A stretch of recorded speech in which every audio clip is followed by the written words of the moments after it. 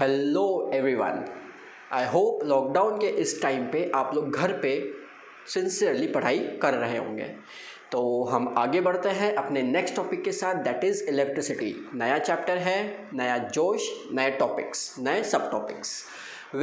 Start करने से पहले ज़रूर अपनी कॉपी पेन लेके साथ में बैठिए, ताकि हम जो भी डिस्कस करते जाएंगे, जो भी इसमें आपको नोट्स दिखते जाएंगे, वो आप साथ साथ में समझते भी चलिएगा और लिखते भी चलिएगा, है ना, ताकि स्कूल्स ओपन होने के बाद में आपको प्रॉब्लम ना हो।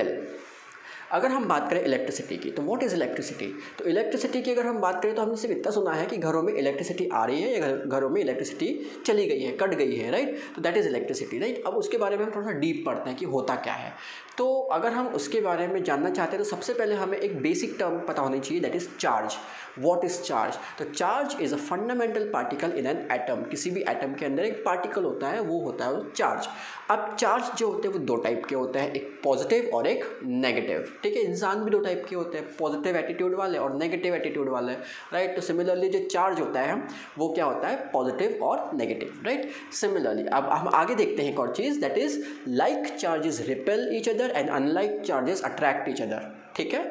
ओके, नेक्स्ट पॉइंट हम देखते हैं, यूनिट ऑफ चार्ज जो होती है वो होती है कूलम। देखिए यहाँ पे ये हमने लिखी है coulomb, spelling of coulomb important है आपके लिए, फर्स्ट टाइम आप लोग लिखोगे तो इसको ध्यान से इसकी स्पेलिंग याद कर लीजिएगा। तो कूलम को हम डिनोट करते हैं कैपिटल C से, and what is coulomb? Coulomb is the SI unit of charge. Now what is 1 coulomb of charge? तो 1 coulomb of charge is equal to charge present on 6 into 10 to the power 18 electrons. इतने electrons पे जो charge होता है उसे हम बोलते हैं 1 कूलम, ठीक है। एक इलेक्ट्रॉन पे कितना चार्ज होता है? वो होता है 1.6 into 10 to the power -19 coulomb, ये एक इलेक्ट्रॉन पे होता है, ठीक। नेक्स्ट, अब हम बात करते हैं नेक्स्ट एक formula, that is Q equal to NE। कहीं लिखा नहीं है, इसके लिए आप लिख सकते हो Q से जो मतलब ये जो रूल है Q इक्वल टू NE वाला जो रूल है, ये होता है क्वांटाइजेशन, ठीक है। इसे आप लिख लीजिएगा क्वांटाइजेशन ऑफ चार्ज, हेडिंग लिख सकते हो। तो क्वांटाइजेशन ऑफ चार्ज जो होता है वो होता है Q इक्वल टू NE, और इसका मतलब ये होता है कि टोटल नंबर ऑफ चार्जेस जो प्रेजेंट होते हैं that are always a integral multiple of electrons. मतलब इंटीग्रल नंबर मल्टीपल मतलब क्या हो जाता है कि जैसे 5 इलेक्ट्रॉन, 10 इलेक्ट्रॉन, है ना, 100 इलेक्ट्रॉन। कभी आप ये नहीं बोलोगे कि आधा इलेक्ट्रॉन दे दो, नहीं, आधा इलेक्ट्रॉन का कुछ नहीं है, right. Number of multiple electrons की बात होती है, ठीक है, न्यूमरल नंबर्स होने चाहिए। नेक्स्ट, अब हम इसमें देखते हैं क्या क्या चीज़ें हैं। Q मतलब क्या हो गया? टोटल चार्ज, ठीक है। स्मॉल n क्या है? Number of electrons. Small e क्या है? चार्ज ऑन 1 इलेक्ट्रॉन, ठीक है। अब हम बात करते हैं आगे करंट। What is current? तो करंट जो होता है वो होता है rate of flow of charge is called current. याद कर लीजिए, rate of flow of charge is called current. तो अगर हम इसको फॉर्मूले के हिसाब से देखें तो करंट जो होता है वो होता है हम लोग का चार्ज अपॉन टाइम। अब हम बात करते हैं यूनिट की अगर हम बात करें तो चार्ज की यूनिट क्या थी? कूलम, तो हमने यहाँ पे लिखा कूलम। नीचे क्या है? टाइम किस में मेजर करते हो? सेकंड में मेजर करते हो, तो नीचे क्या आ जाएगा? सेकंड। तो यूनिट ऑफ करंट क्या हो जाएगी? कूलम पर सेकंड, ठीक है। अब फॉर्मूले के हिसाब से अगर हमने देखा तो I इक्वल टू हो गया हम लोग का Q/T, और जो मैंने अभी आपको यूनिट बताई, देखिए क्या लिखी है? कूलम पर सेकेंड, ठीक है। इसके अलावा SI यूनिट ऑफ करंट को हम बोलते हैं एम्पियर, तो वो 1 एम्पियर कूलम पर सेकेंड की इक्वल ही होता है। तो हम मोस्टली जो हम यूज़ करते हैं वो 1 एम्पियर आता है। लेकिन एग्जाम में आ सकता है कि name the quantity which has unit coulomb per second. तो आपको ये पता होना चाहिए कि कूलम पर सेकेंड किसकी यूनिट है, तो वो करंट की यूनिट है, ठीक है। नेक्स्ट हम बात करते हैं स्मॉलर यूनिट्स ऑफ करंट। तो स्मॉलर यूनिट्स ऑफ करंट की अगर हम बात करें तो 1 मिली एम्पियर करंट भी होता है, ठीक है, that is 10 to the power -3 ampere. 1 micro ampere होता है, that is 10 to the power -6 ampere. क्यों ज़रूरत पड़ी स्मॉल करंट्स की? देखिए क्या होता है कि अगर आप नंबर ऑफ जो हमारे एम्पियर्स उनको अगर फिक्स कर देते हो, 1 एम्पियर, 2 एम्पियर, 3 एम्पियर, तो ये करंट ज़्यादा होता है, राइट। कई जगहों पर हमें इतनी की ज़रूरत नहीं होती है। तो हम क्या करते हैं, कहीं पर हमें सिर्फ ट्रिगर करने के लिए, ये सब आप थोड़ा बड़े लेवल पर पढ़ोगे कि कभी कभी हमें क्या करना होता है, किसी डिवाइस को ट्रिगर करने के लिए बहुत स्मॉल अमाउंट ऑफ करंट चाहिए होता है, ठीक है। तो उसको करने के लिए हम लोग को छोटा करंट चाहिए, तो छोटा करंट मेजर भी तो करना पड़ेगा। तो मेजर करने के लिए हम लोग फिर मिली, सेंटी, डेसी, माइक्रो, बहुत सारे होते हैं, नैनो, ये सब चीज़ें जो आप पढ़ोगे ये आप 11th क्लास में पढ़ोगे। बट अभी 10th के लिए आपको सिर्फ इतना पढ़ना है कि हम लोग का जो मिली एम्पियर होता है, 1 मिली एम्पियर, वो 10 की पावर -3 एम्पियर होता है, और 1 माइक्रो एम्पियर होता है 10 की पावर -6 एम्पियर। 1 नैनो एम्पियर भी हो सकता है, and that is equal to 10 की पावर -9 एम्पियर।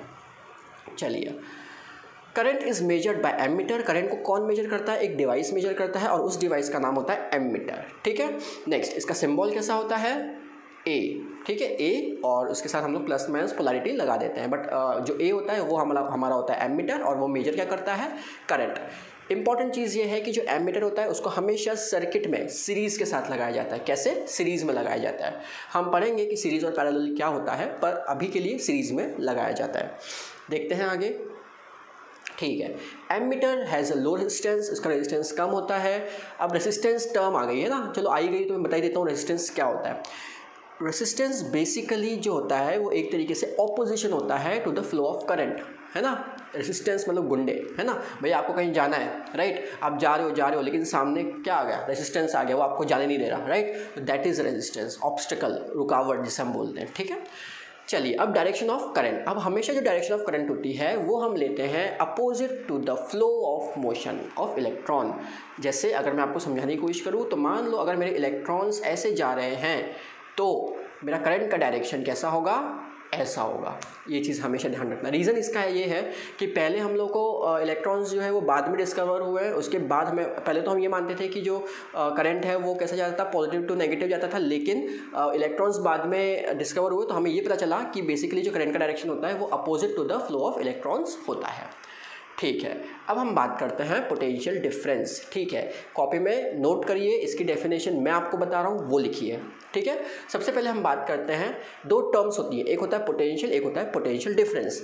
सबसे पहले लिखिए पोटेंशियल, लिखिएगा the amount of work done in bringing a unit test positive charge from infinity to any point in a electric field is called potential. अब potential difference की unit लिखिए, the amount of work done in moving a unit test charge from one point to another point in an electric field is called potential difference. ठीक, hope ये लिख लिया होगा, है ना। नहीं लिखा होगा तो पीछे रिवाइंड होता है ये, है ना, आप उसको फिर से एक बार सुन सकते हैं। समझा देता हूँ क्या मतलब था इसका। इसका मतलब ये है कि मान लीजिए कि अगर मेरे पास में कोई स्पेस है, देखिए मैं इसको एक्सप्लेन करने के लिए बड़ा कर लेता हूँ। अब यहाँ पे देखिए, मान लो हमारे पास में कोई एक चार्ज है, उसका एक एरिया है जहाँ तक वो उसकी फील्ड एक्सपीरियंस होती है। यहाँ पे मान लीजिए कोई दूसरा चार्ज है, टेस्ट चार्ज है, तो बहुत दूर है वो, है ना, इन्फिनिटी पे मान लेते हैं इसको। ठीक है, तो इस इन्फिनिटी वाले चार्ज को मुझे इस इलेक्ट्रिक फील्ड में लाने में जितना वर्क डन लगेगा वो होता है मेरा पोटेंशियल। ठीक, ये हो गया पोटेंशियल। दूसरी जो चीज़ हम बात करते हैं डेट इज़ पोटेंशियल डिफरेंस। तो व्हाट इज़ पोटेंशियल डिफरेंस, अब वो देखते हैं। अगेन हमारे पास में एक चार्ज है, ठीक है, उसका अपना एक स्पेस है जहाँ पे वो उसका फील्ड इन्फ्लुएंस हो रहा है। तो उसी फील्ड के अंदर अगर मेरे पास में एक कोई दूसरा कोई यूनिट टेस्ट चार्ज है तो उसको मुझे एक जगह से मूव कराना है दूसरे जगह पे, है ना, एक जगह से दूसरी जगह पे उसी फील्ड के अंदर मूव कराना है, तो that is my potential difference. तो पोटेंशियल में हमारा वर्क डन क्या होता है? इन्फिनिटी से किसी एक पॉइंट पे लाना है फील्ड के अंदर, तो दैट इज़ माय पोटेंशियल। और पोटेंशियल डिफरेंस क्या होता है? Amount of work done required to move unit test charge from one point to another point in the electric field. ठीक है, ये होता है पोटेंशियल एंड पोटेंशियल डिफरेंस की डेफिनेशंस एक्चुअल वाली। ठीक है, अब हम बात करते हैं आगे। ठीक है, पोटेंशियल हो या पोटेंशियल डिफरेंस दोनों को डिनोट किया जाता है कैपिटल वी से। ठीक है, तो अगर हम बात करें, इन्होंने तो सिंपल सा लिखा हुआ है, work done to move a unit charge from one point to another point is called potential difference, but आप अच्छे से वो चीज़ लिख सकते हो। चलिए, तो हम उसको डिनोट करते हैं कुछ इस तरीके से, V equal to W upon Q. तो W की अगर हम बात करें तो W में अगर हम बात करें तो ये क्या हो गया? Work done. और Q क्या हो गया हमारा? Charge Q। ठीक है, चार्ज हमारा वो, ठीक है। तो work done per unit charge जो होता है वो क्या होता है? पोटेंशियल डिफरेंस होता है। अब यूनिट की बात करते हैं। यूनिट जो होती है वो होती है वोल्ट। ठीक है, इसका मतलब क्या हो गया कि अगर मैं वर्क डन को 1 जूल ले लूँ और अगर चार्ज मेरा 1 कूलम है तो 1 कूलम ऑफ चार्ज को एक पॉइंट से दूसरे पॉइंट पे ले जाने में अगर 1 जूल का वर्क लगता है तो मेरा पोटेंशियल डिफरेंस होता है 1 वोल्ट। क्लियर? फिर से बोलूँ, फिर से सुनो। अगर 1 कूलम ऑफ चार्ज को एक पॉइंट से दूसरे पॉइंट पे ले जाने में जो वर्क डन है वो 1 जूल लगता है तो फिर जो पोटेंशियल डिफरेंस होता है वो होता है 1 वोल्ट। ठीक है, ये तो मैंने समझाने के लिए बोला है ना, हिंदी में लिख के नहीं आओगे, समझना तो समझ में तो आ गया। अब लिखना क्या है वो देखिए। अब लिखना क्या है हमें, ये रहा, when 1 joule work is done in carrying 1 coulomb charge then potential difference is called 1 volt। वही जो मैंने बोला उसको हमने इंग्लिश में ट्रांसलेट कर दिया, ठीक।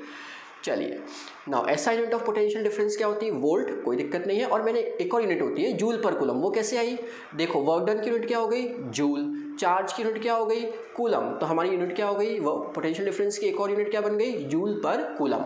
तो जूल पर कूलम भी बोल सकते हो और वोल्ट भी बोल सकते हो। नाउ 1 वोल्ट की डेफिनेशन भी हमने देख ली, क्या थी, when 1 joule of work is done in carrying 1 coulomb charge then potential difference is called 1 volt, ये ऊपर भी लिखी हुई थी। नाउ पोटेंशियल डिफरेंस को मेजर करने के लिए हमें एक डिवाइस चाहिए होता है और उस डिवाइस को हम बोलते हैं वोल्ट मीटर, ठीक है, this is my volt meter. और डिनोट कैसे करते हैं, V से, ठीक है। दूसरी चीज़, वोल्ट मीटर को हमेशा 2 पॉइंट्स के पैरेलल में लगाया जाता है, 2 पॉइंट्स के पैरेलल में लगाया जाता है, ठीक है।